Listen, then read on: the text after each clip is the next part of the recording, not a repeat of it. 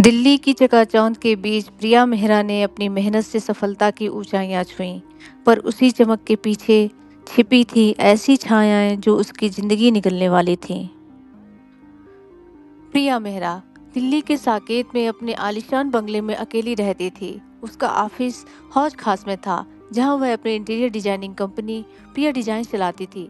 प्रिया की मेहनत और प्रतिभा ने उसे दिल्ली के अमीर और मशहूर लोगों के बीच एक जाना पहचाना नाम बना दिया था।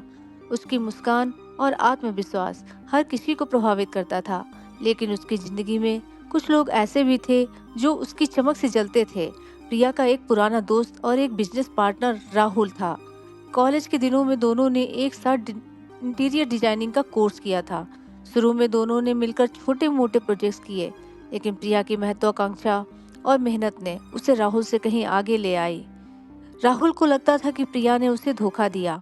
एक शाम प्रिया के ऑफिस में राहुल उससे मिलने आया। बातों-बातों में तीखी बहस हो गई। प्रिया, तुमने मेरा प्रोजेक्ट क्यों छीना? राहुल ने गुस्से में कहा, मैंने तुम्हें इतना सपोर्ट किया और तुमने मुझे पीछे धकेल दिया।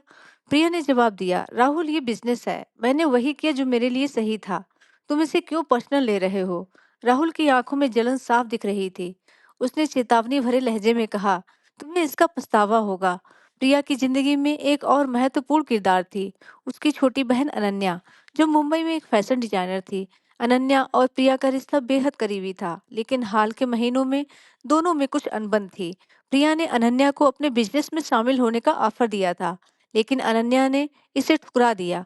मैं तुम्हारी तरह नहीं हूँ दी, मैं अपनी राह खुद बनाना चाहती हूँ, अनन्या ने एक फोन कॉल में कहा था। प्रिया को यह बात चुभ गई थी। इसके अलावा प्रिया की असिस्टेंट नेहा थी, जो 3 साल से उसके साथ काम कर रही थी। नेहा प्रिया की सबसे भरोसेमंद कर्मचारी थी, जो हर प्रोजेक्ट में प्रिया के साथ कंधे से कंधा मिलाकर काम करती थी। लेकिन नेहा के मन में प्रिया के प्रति एक गहरी जलन पनप रही थी, जो बाहर से दिखाई नहीं देती थी। 15 जुलाई की रात करीब 10 बजे साकेत की उस शांत कॉलोनी में एक तेज चीख गूंजी। पड़ोसियों ने तुरंत पुलिस को फोन किया। जब पुलिस प्रिया के बंगले पर पहुंची तो दृश्य भयावह था। प्रिया का शव लिविंग रूम में पड़ा था। फर्श पर खून बिखरा हुआ था और आसपास का सामान तितर बितर। एक चाकू जिस पर खून के धब्बे थे सोफे के पास पड़ा था। दरवाजे पर कोई जबरदस्ती का निशान नहीं था, जिससे पुलिस को शक हुआ कि हत्यारा कोई ऐसा शख्स था जिसे प्रिया जानती थी। इंस्पेक्टर रवि शर्मा, एक तेज तर्रार और अनुभवी पुलिस ऑफिसर, ने केस की कमान संभाली। ये लड़की कौन है? उन्होंने अपने कांस्टेबल संजय से पूछा। सर, मृतिका का नाम प्रिया मेहरा है, उम्र 28 साल, ये बंगला उसका है, संजय ने जवाब दिया। कोई चश्मदीद, कोई संदिग्ध? रवि ने सवाल किया। नहीं सर, लेकिन पड़ोसियों ने रात 10 बजे के आसपास एक चीख सुनी थी।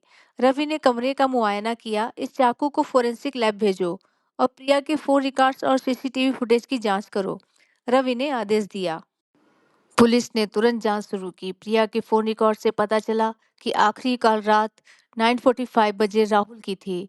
कॉल की अवधि सिर्फ 2 मिनट थी। इसके अलावा बंगले के बाहर लगे सीसीटीवी फुटेज में एक शख्स को रात 10 बजे के आसपास प्रिया के घर के बाहर देखा गया, जिसकी शक्ल राहुल से मिलती जुलती थी।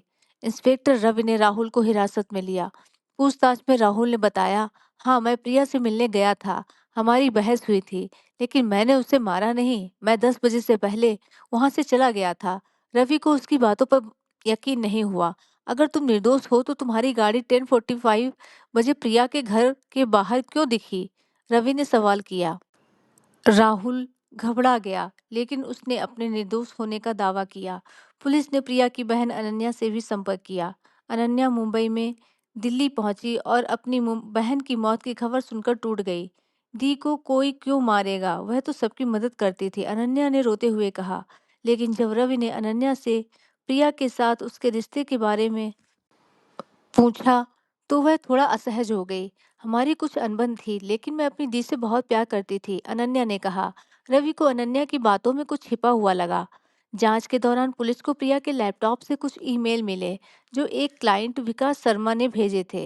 विकास एक रियल एस्टेट डेवलपर था, जिसने प्रिया को अपने ऑफिस के रिनोवेशन का कॉन्ट्रैक्ट दिया था, लेकिन प्रोजेक्ट में देरी और खर्चों को लेकर दोनों के बीच तनाव था। एक ईमेल में विकास ने लिखा था, प्रिया, अगर तुमने मेरा प्रोजेक्ट पूरा नहीं किया तो तुम्हें इसका अंजाम भुगतना पड़ेगा। विकास को पूछताछ के लिए बुलाया गया। हाँ, मैंने वो ईमेल लिखा था। विकास ने स्वीकार किया। प्रिया ने मेरे 50 लाख रुपए के प्रोजेक्ट को बीच में ही छोड़ दिया था। मैं गुस्से में था, लेकिन मैंने उसे मारा नहीं। रवि ने विकास के फोन रिकॉर्ड्स की जांच की, जिसमें पता चला कि हत्या की रात वह दिल्ली में ही था। इस बीच पुलिस ने प्रिया के ऑफिस स्टाफ से भी पूछताछ की। नेहा ने बताया, मैम बहुत अच्छी थी, लेकिन कुछ लोग उनकी सफलता से जलते थे। नेहा की बातों में सच्चाई थी, लेकिन उसकी आंखों में एक अजीब सी बेचैनी थी, जो इंस्पेक्टर रवि की नजरों से छिपी नहीं थी। एक दिन पुलिस को प्रिया के घर के पास एक दूसरा सीसीटीवी फुटेज मिला। इस फुटेज में रात के 10:30 बजे एक महिला को प्रिया के घर में घुसते देखा गया। ये महिला कौन है? रवि ने पूछा। सर, ये नेहा है, प्रिया की असिस्टेंट, कांस्टेबल संजय ने जवाब दिया। नेहा को हिरासत में लिया गया। शुरू में उसने इनकार किया। मैंने कुछ नहीं किया सर, मैं सिर्फ प्रिया मैम से मिलने गई थी। लेकिन जब पुलिस ने बताया कि हत्या में इस्तेमाल किए गए चाकू पर उनके फिंगरप्रिंट्स मिले हैं, तो नेहा टूट गई। हाँ, मैंने प्रिया को मारा, उसने रोते हुए कबूल किया। मैंने 3 साल तक उसके लिए दिन-रात मेहनत की, हर प्रोजेक्ट में मेरी मेहनत थी, लेकिन उसने मुझे कभी क्रेडिट नहीं दिया। वह सिर्फ मुझे एक नौकर समझती थी। उस रात मैंने गुस्से में चाकू उठाया और उसे मार दिया। नेहा की बातों से पता चला कि उसकी जलन और गुस्सा इतना बढ़ गया था कि उसने प्रिया को खत्म करने का फैसला कर लिया था। फॉरेंसिक रिपोर्ट्स ने भी पुष्टि की कि चाकू सिर्फ नेहा के फिंगरप्रिंट्स थे। राहुल और विकास निर्दोष साबित हुए। नेहा को गिरफ्तार कर लिया गया। प्रिया की मौत ने अनन्या और उसकी मां को गहरा सदमा दिया। अनन्या को इस बात का पछतावा था कि वह अपनी बहन के साथ अपने मतभेद सुलझा नहीं पाई।